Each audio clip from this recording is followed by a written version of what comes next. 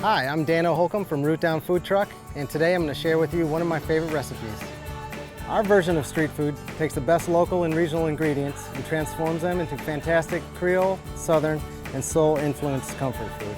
Today, thanks to Ingles, I'm going to cook with you. I'm going to show you how to bring some of my favorite dishes to your kitchen table. We're starting out at Ingles, getting the ingredients to make my macaroni bechamel.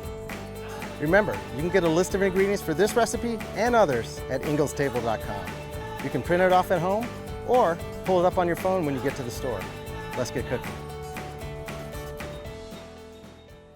All right, we're going to make a bechamel for our mac and cheese. So bechamel is one of the 5 mother sauces. The others being velouté, hollandaise, espagnole, and tomato sauce. So it's basically butter. We're going to turn our heat on. Flour, okay? So once we melt the butter, we're going to add the flour, and to that we're going to make what's called a light roux. Nothing dark like you would find in a gumbo or an étouffée or something like that, but this is going to be very light. So once we dump the flour in, it's going to come very, very tan color. 2 to 3 minutes. It's going to start to smell nutty, and that's kind of what you want. All right, and to that we're going to add our grated cheese afterwards and our milk to thicken everything up. So right now our butter's melting, and once that melts, we'll come back and we'll add the flour. All right, so our butter's melted, and to that we're going to add flour.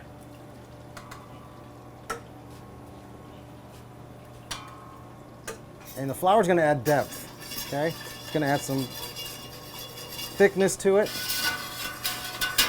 And so as you're whisking, make sure you're getting all the clumps out of the flour. And you want to stay on top of it because it's going to go pretty quickly to the color you want to achieve.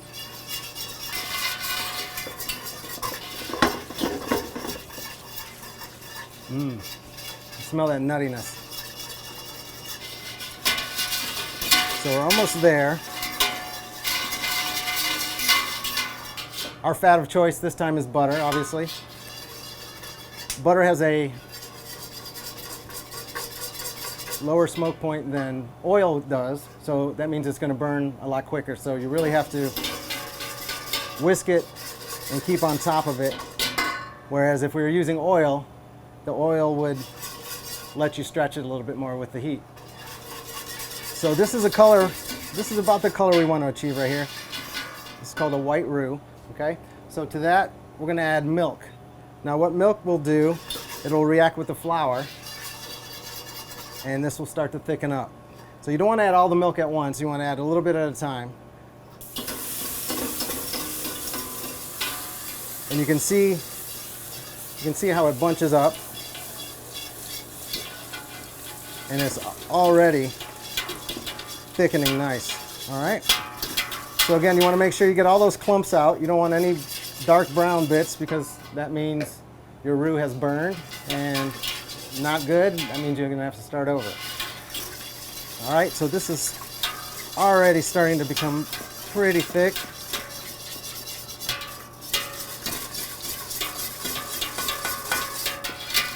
All right, so we're going to add the rest of our milk.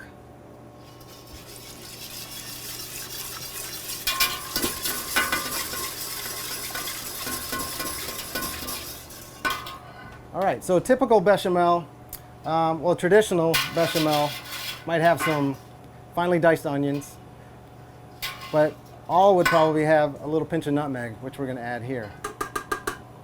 Nutmeg is another nice aromatic. It gives you that depth of flavor, and it kind of makes you wonder, is that nutmeg I'm tasting in there? And that's about how much you want to put in.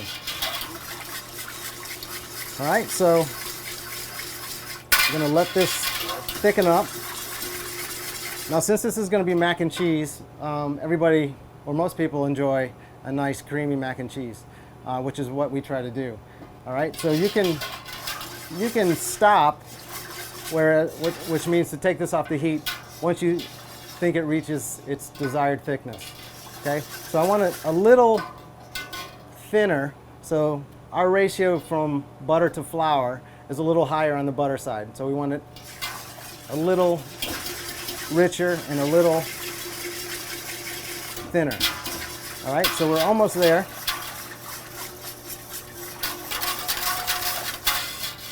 All right, so I'm gonna taste it.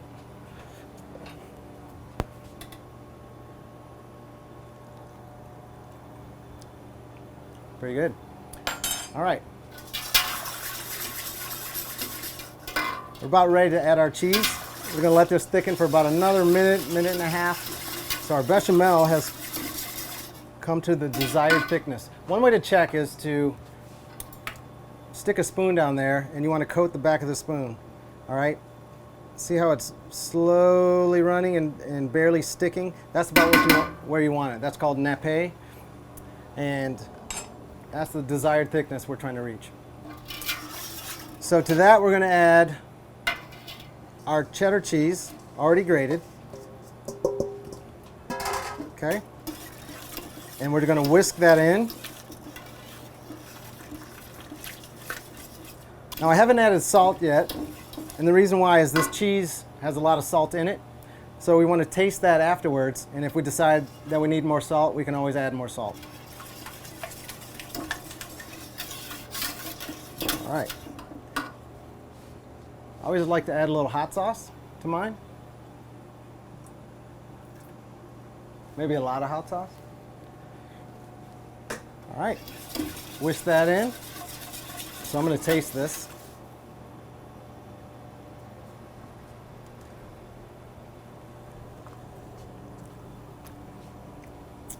Really good. Really cheesy, really creamy. All right, so we have our cooked pasta. I like to use rotini just because I like the shape of it, and I like to use tricolored rotini just because of the nice colors in there.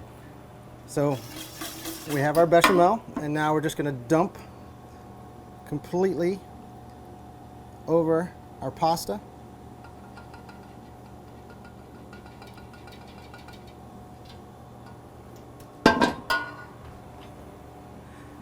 Stir it in. Look at that.